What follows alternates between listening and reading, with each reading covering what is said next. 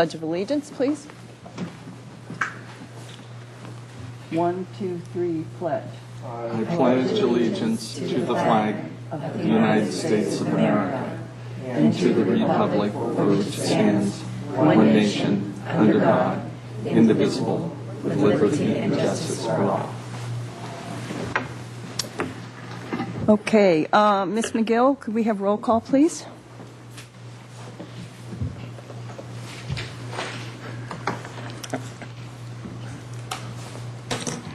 Commissioner Wiscombe, Acting Chair. Here. Commissioner Burns. Here. Commissioner Casevere. Here. Commissioner Ferrara. Here. Commissioner Jacobson. Here. Commissioner Longstreet and Commissioner Larimer Hall are not present, and Intern Tor Santos is not present. Thank you very much, Ms. McGill. We have the pleasure this afternoon of introducing two new commissioners, and we welcome them. One is Nick Ferrara, who previously served on the Lower West Side Advisory Committee, and Rocky Jacobson. So I'd like to take just a couple minutes and let you two have at it and say a few words about yourself. And Okay, my name's Nick. I'm not going to be very long at this. I served for just over 2 years on the Lower West Side Advisory Committee, working on and learning a lot about city methods, city policy, and city procedure, pretty much on the job training there.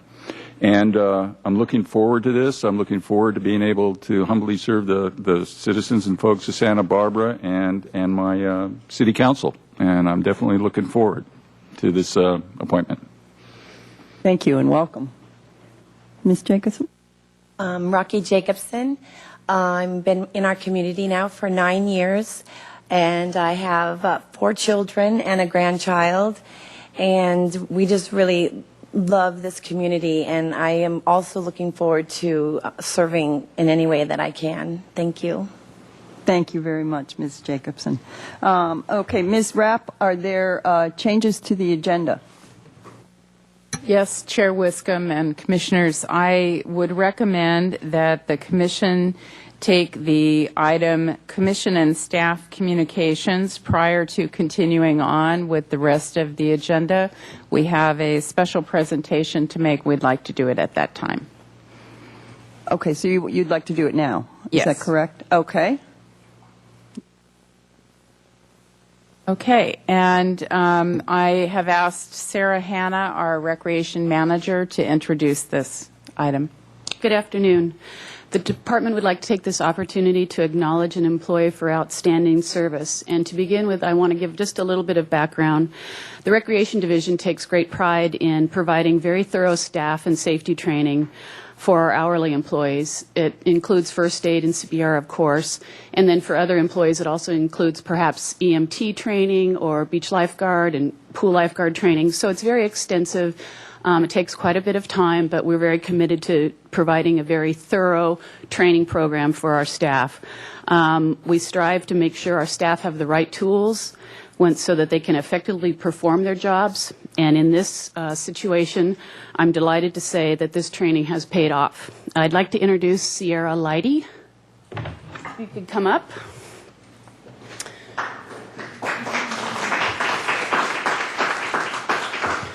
Sierra works at our summer drop-in program at Franklin, and then at the end of the day, she works at Camp Extended Care, where the camps come together at Chase Palm Park, and we stay for a couple of hours until parents have time to pick them up. Well, yesterday at Camp Care, 8-year-old participant Sophie began to choke on a grape. And as you can imagine, this is a potentially life-threatening situation. But Sierra swiftly went into action and followed the process to clear the obstructed airway and assist Sophie in clearing the grape. So we are extremely proud of Sierra's quick and professional response and are here today to share with the Commission the Department's gratitude and acknowledge her outstanding work. Forever, this incident will be known as the Grape Incident and used in future staff trainings to serve as an example of how vigilance and safety is so important to our department and to the community. So we have a certificate for you, Sierra, and Commissioner Wiscombe may want to ask you to speak. If you would like to say anything, you're welcome to. On behalf of the Parks and Recreation Commission, we'd like to present you with a certificate of appreciation for what you did. It's just superb that you saved a life. Would you like to say something? I mean, I don't know. It's honestly part of the job. I grew up here, and I've gone to junior lifeguard and all that, and so I think it's part of the job.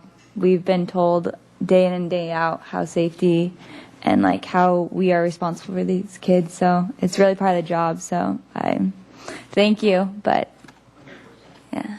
Was it the Heimlich maneuver?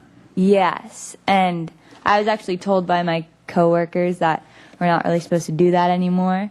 But so it was a Heimlich with back blows. So it was both. Very good, very good.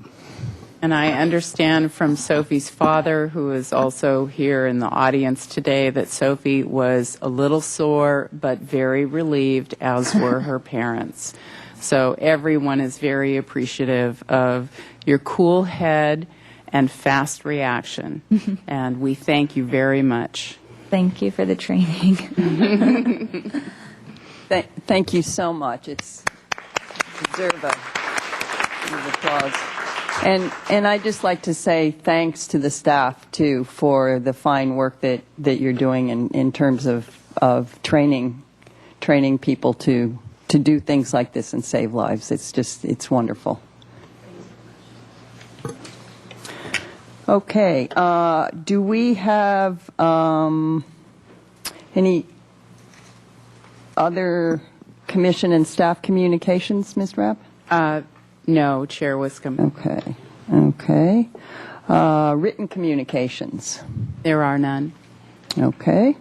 We'll move on to public comment. Any member of the public may address the commission for up to 1 minute on any subject within the jurisdiction of the commission that is not scheduled for public discussion before the commission.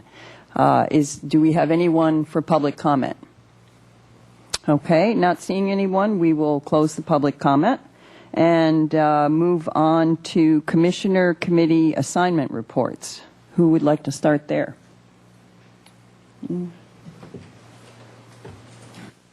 I'd love to start.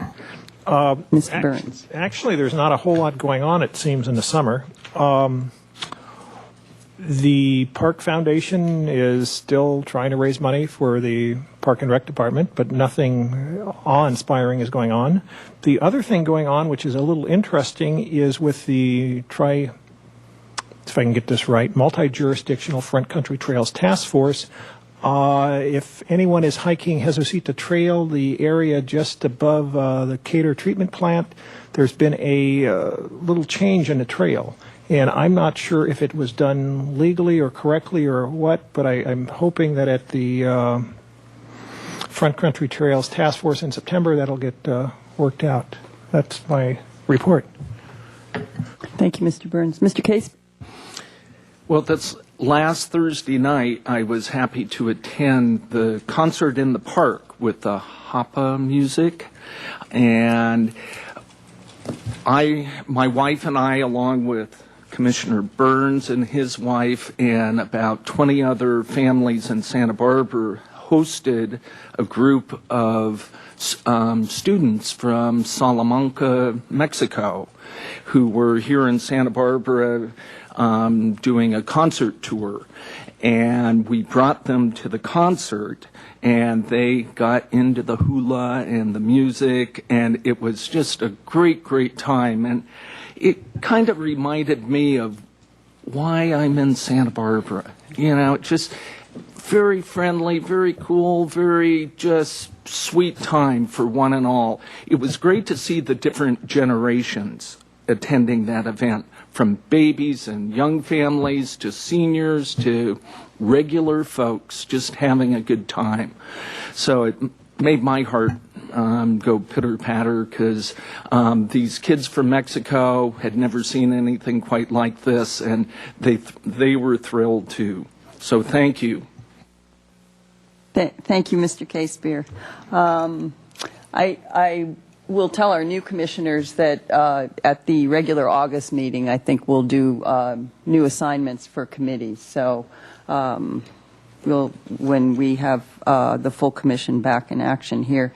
I have some things to report on, and let's see, on Thursday, July 1st, I attended the regular meeting of the Street Tree Advisory Committee.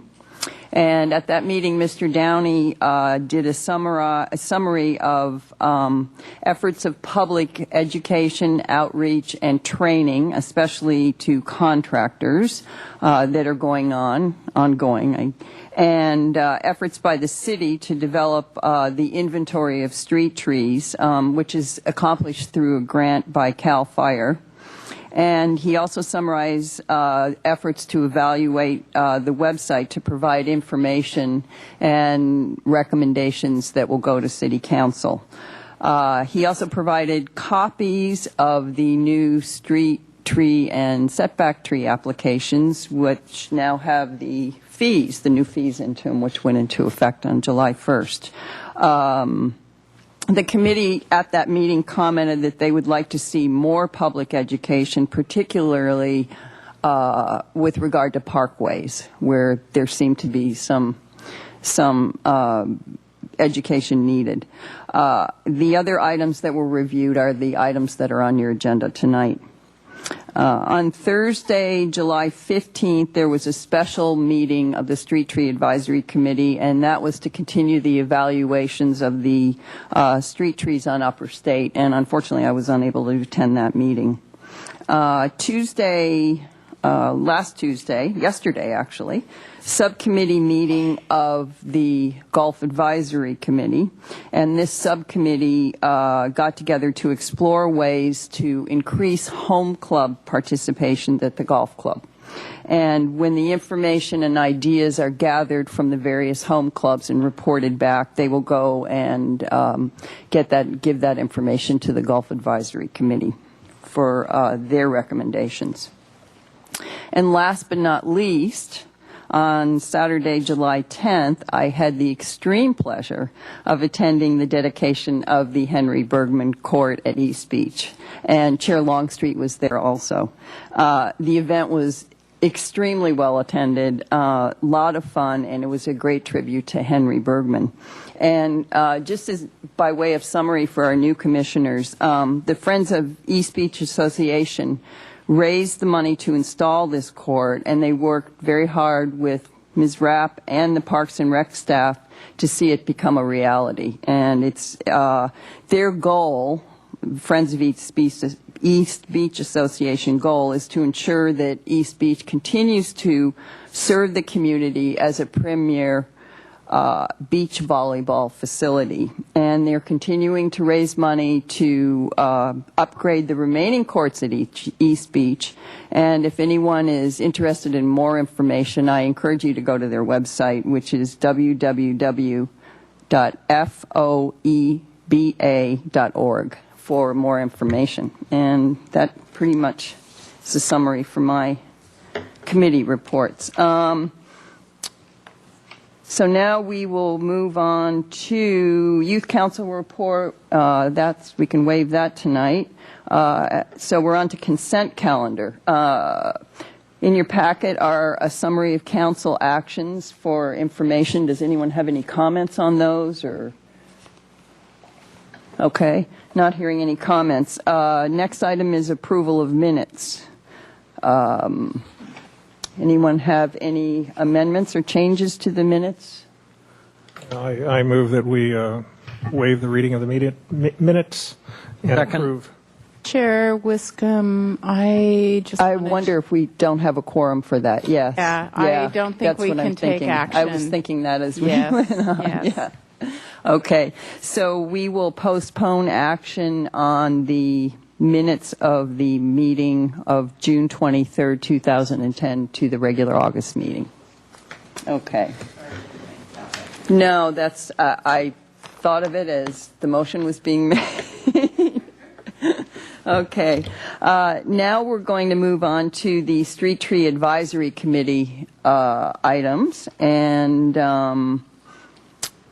I do we have anyone here that is speaking on any of the items on that agenda?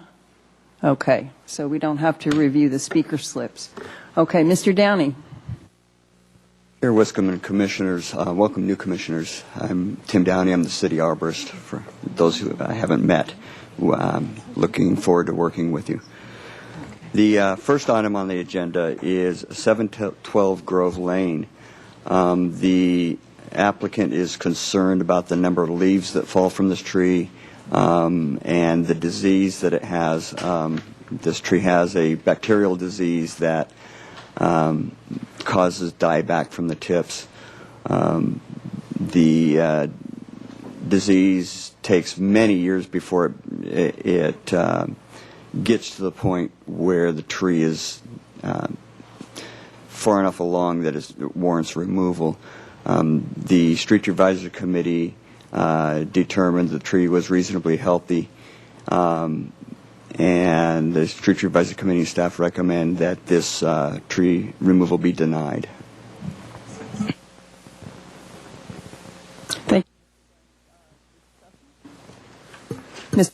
Beer. Just curious, are there any preventative measures that could help this tree along as far as maybe fertilizing or something like that, or trimming? Chair Wiscombe, Commissioner Casebeer, the disease is primarily infects fleshy young growth, and any fertilizing with nitrogen will actually exacerbate the problem. We can decrease the amount of the effects by doing some pruning of the dead portions, and we do plan to do that if this is denied. Thank you. Mr. Farrar. Hi, Mr. Downey. Nice to meet you. I have a couple questions on that tree. I went out and took a look at it. It looks reasonably healthy right now, but I'm a little concerned with this fire blight because I went on the web to take a look and see what that was all about. And we do have other evergreen pears in that on that street. Is that correct? That's the street tree, I think, for that street. That's correct. And a lot of other flowering growth, and especially during springtime. And I read in there that bees will carry that blight from an infected tree to other trees that aren't infected, and also to other flowering plants. Is that true? Chair Wiscombe and Commissioner Ferrara, the disease is spread by insects.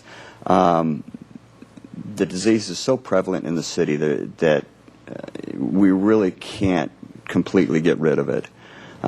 It's a management thing for us, and again, we try to minimize the amount of damage by pruning out those dead portions so that that disease is less prevalent to pass on to other trees. Do the other evergreen trees have the fire blight on that street too right now, or are they free of it? There's evidence of fire blight on many of the trees. I haven't specifically looked at every tree on the street, but it is very prevalent in this particular species of tree. The disease infects all rose family plants to one degree or another. It presents itself in tip dieback in evergreen pear. Okay, one more question. If this tree is left as it is, in the condition it is now, are you able to give a percentage or just intuitive feeling on whether that fire blight could be passed from that tree to other trees and plants by insects? Chair Wiscombe and Commissioner Ferrara, anytime this disease is present on any tree, it can be passed on to other trees. However, removal of this one tree will not prevent the spread of the bacteria. The tact that we usually take with this disease is we prune it out when we can, and eventually when the tree slows down and enough percentage of the tree is infected with the disease, the tree is removed at that time. The Street Tree Advisory Committee determined that it's not time yet. Okay, and if it were removed, a young evergreen pear would be put in its place, is that correct? Yes, that's the current designated street tree. Thank you. Okay, any other discussion? No? Mr. Burns? Yeah, I also looked at the tree, and the issue that came up wasn't really the tree as much as as I was looking at it, I got to meet the property owner, who is probably 80 years old, and was explaining how she's no longer able to take care of the tree. And then I noticed in our minutes that we looked at this 6 years ago or 5 years ago, and it seems like it was the same issue. Do you have any information on, other than it was we denied letting it get cut down in 96 or in 2006? Do you know any more information on that? Chair Wiscombe and Commissioner Burns, leaf drop is not typically one of the reasons that we approve removal of trees. The applicant suggests that because of the disease, it's dropping more leaves than it would otherwise. That's not true. The disease does create leaves that drop sooner than they would normally, but it doesn't create new growth for additional leaves.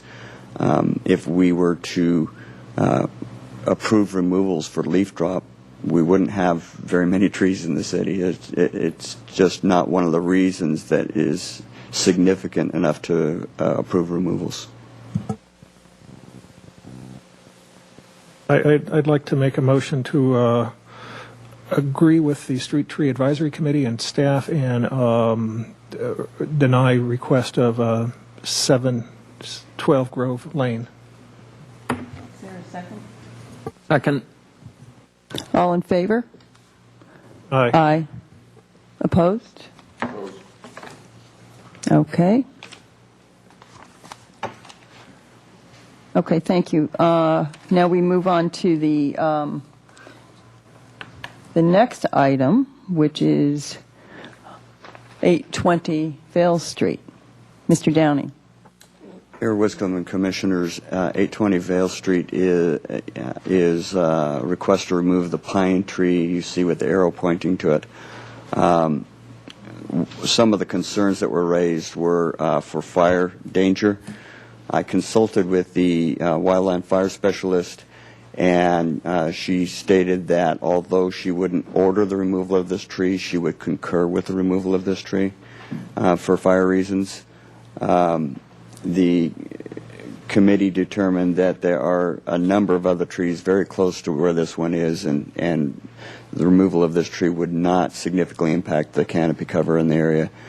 The committee and staff recommend that this tree be approved. Thank you, Mr. Downey. Is there discussion? Mr. Ferrara. What is it a Monterey? What kind of pine is it next to that Monterey pine? Does anyone have any idea? The tree. Chair Wiscombe and Commissioner Ferrara, the two trees that will remain right in that line are actually star pines. They're an Araucaria, not a pinus species. But thank you. Mr. Casebeer. I'd like to make a motion to adopt staff's recommendation to approve the removal of the tree at 826 Vale Street. Okay. Would you correct your motion? It's 820 Vale Street. Thank you. 820 Vale Street. Thank you, Mr. Casebeer. Is there a second? I second. All in favor? Aye. Opposed? Okay. Okay. Now we move on to 1255 Mountain View Road. Mountain View Road. Mr. Downey? Chair Wiscombe and Commissioners, the tree at 1255 Mountain View is a Tipuana tipu tree that has been cut back significantly.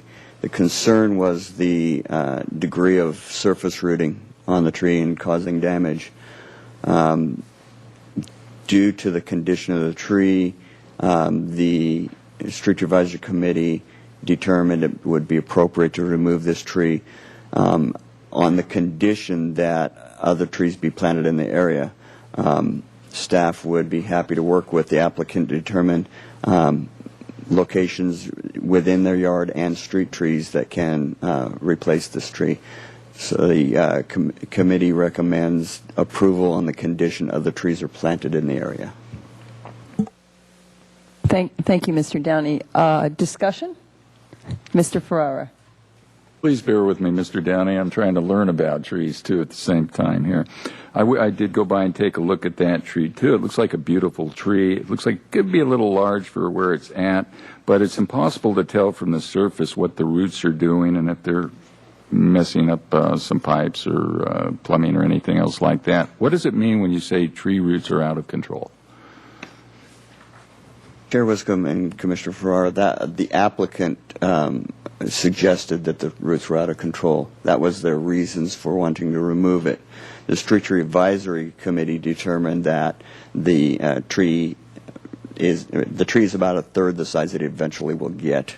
It grows very rapidly. The pruning that was done is not ideal, and they determined it would be appropriate to start over in this location. Thank you. I'd like to move to approve staff's recommendation to remove the tree at 1255 Mountain View. Do I hear a second? I'll second. All in favor? Oh, excuse me. Mr. Burns, did you have a A comment? comment, are we removing it with the condition that they will plant tree or other trees, I assume? Yes.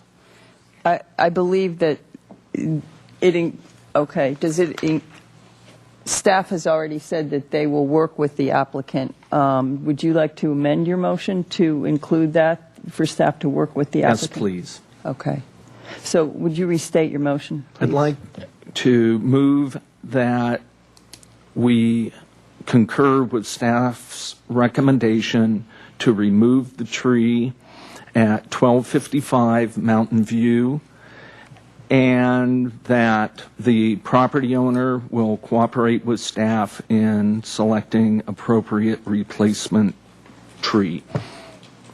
Or trees. Or trees. Yeah. Yes, Mr. Ferrara. In what period of time?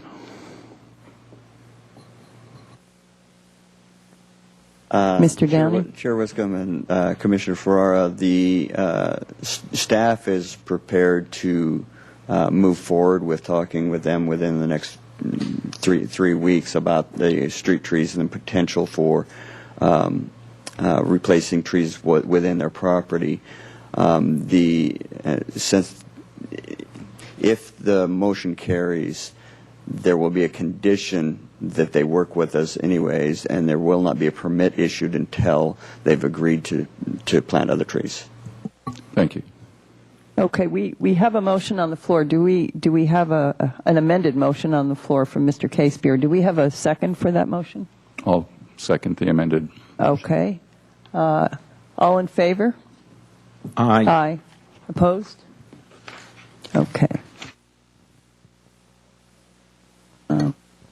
Turning this off. Okay, so we are moving on now to 1628 Overlook Lane. Mr. Downing. Chair Wiscombe and Commissioners, this item was continued from the June meeting. At that meeting, the committee and the commission concurred that we would have liked to have seen some development plans and landscape plan before a decision was made on these two trees. They are requesting the removal of both this Norfolk Island pine and the Mexican fan palm.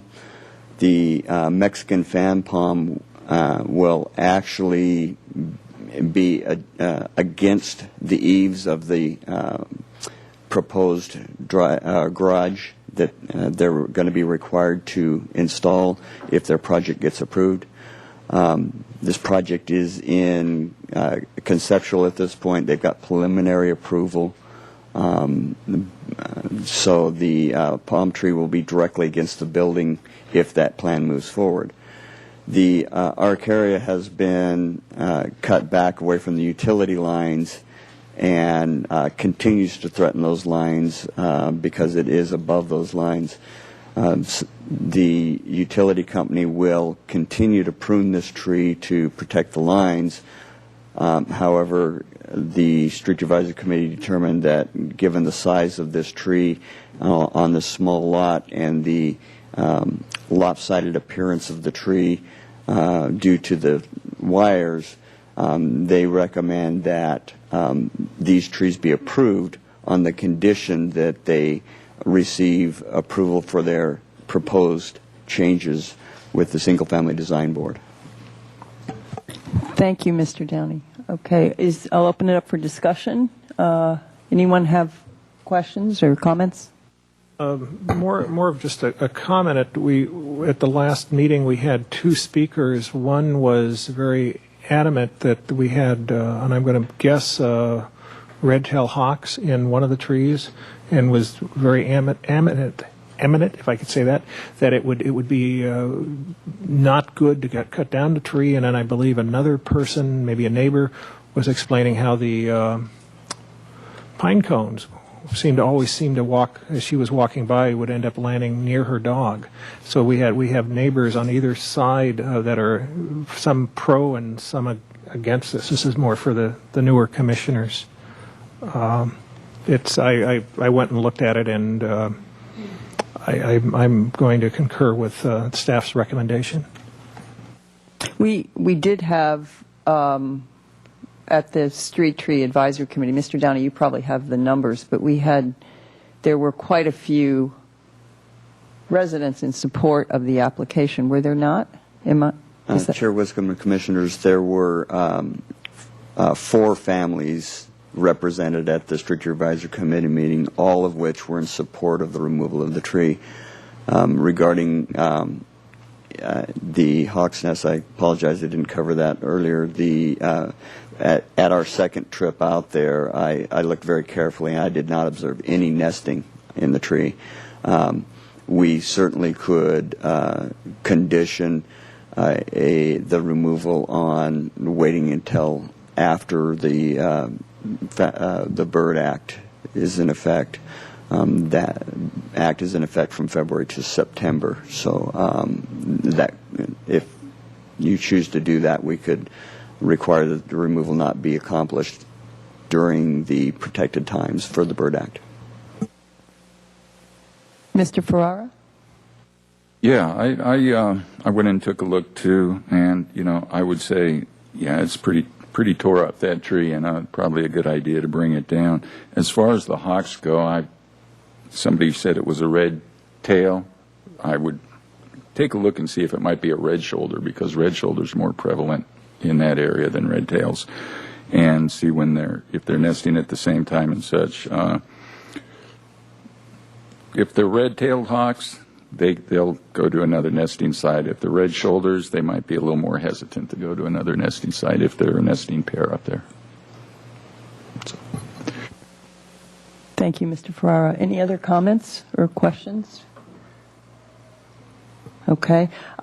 My only comment, I think actually one of the residents a neighbor who overlooks that tree from her window, this is my recollection, spoke and said that she has never seen a nest in that tree. But I think that was, one of the neighbors from next door. Is that correct, Mr. Downey? Isn't that? Chair Wiscombe and Commissioners, that person spoke at the June meeting, and that was an accurate statement of what she said, from my recollection. Okay, thank you. Does anyone want to make a motion, or is there other discussion? I'll give it a try. I may need some help this time. I would make a motion that we approve staff's recommendation on condition that staff check with the neighbors or ornithologists to see if there are nesting pairs in that tree at certain times of the year, and if so, to remove the tree after nesting. Okay, there's actually two trees in that are under consideration And here. Yeah. that we go ahead and approve staff's recommendation to remove the Mexican Okay. palm. Mr. Farrar, would you like to stipulate in your motion that the condition the motion on the fact that the single-family design board must approve the applicant's plan? Yeah, as it's already written there, I think that's what my understanding is, and that be stipulated too. Yes. Madam Chair and Commissioner Ferrara, if I heard the motion correctly, it required the hiring of a biologist. Right. And that is not typically something that we do. That would become a requirement of the homeowner. So I just wanted to point that out to you to see if, in fact, you wanted to include that in your motion, or if you would like to amend it to any visible signs of current nesting of the hawks, which staff were, very competent in being able to determine that. So I just wanted to be clear in the motion. Thank you, Ms. Rapp. Yes, I'll go ahead and amend that if staff could make that observation, and by asking neighbors too, more than just, other neighbors and other around the neighborhood who probably would have a view of nests in there at certain times of the year. Okay, so if I'm correct, we have a motion before us at 1628 Overlook Lane that approves the removal of the two trees in question, and with respect to the Norfolk Island pine, would require staff and or neighbors to confirm that there are no nests in the tree, and if there are nests in the tree, that the window of opportunity for removal is outside of the nesting time, and that the single-family design board approves the applicant's development design, because that's actually what is part of the removal of the Mexican fan palm for the garage. So I think I've got it right. I think you have it right. Okay, great. Now, do we have a? We have a second for whatever that is. Okay. All in favor, say aye. Aye. Aye. Opposed? Okay, that ends that. Okay, now we're on to the last item on the Street Tree Advisory Committee agenda, which is the 1500 block of Salsapuede Street and a new street tree designation. Here, Wisconsin Commissioners, Salsapuede Street ends in the 1400 block currently.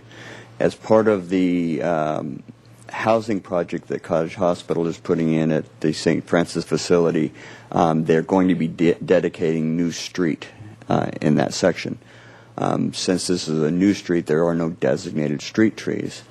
The committee looked at this twice because after the first time they determined that they didn't have enough information to make a decision.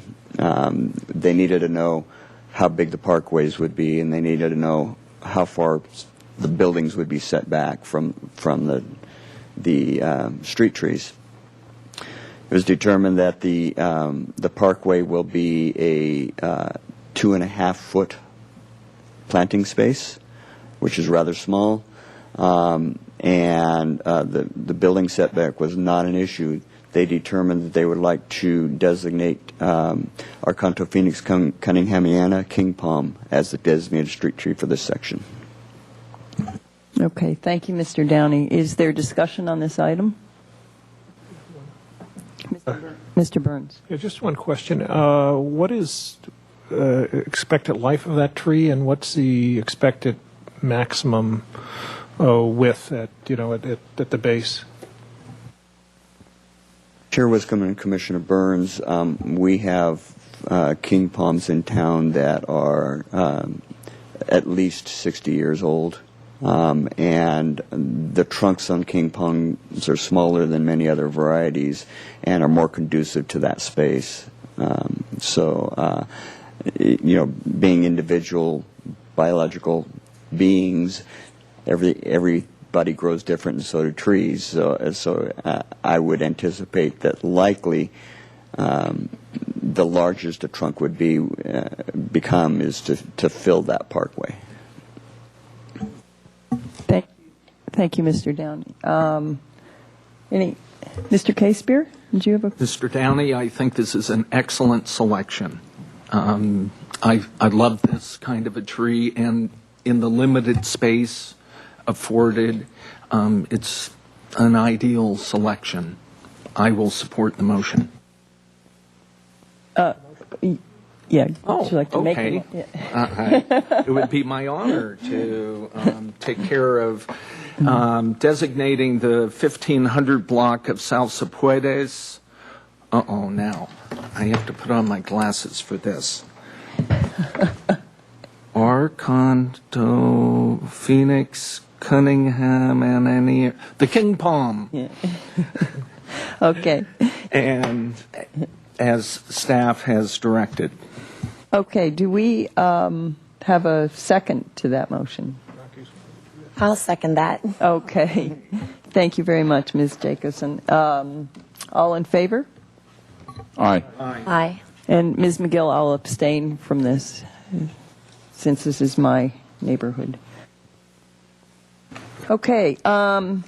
Seeing that we have, I think this closes the Street Tree Advisory Committee items for today, and we have no administrative and staff reports. We have no old business and no new business. So would anyone like to make a motion to adjourn? As I start to make that motion, I'd like to thank you for doing a very great job of having one of the quickest meetings I've ever been to. I move we adjourn. Do I hear a second to that? I second that. Okay. All in favor? Aye. Aye.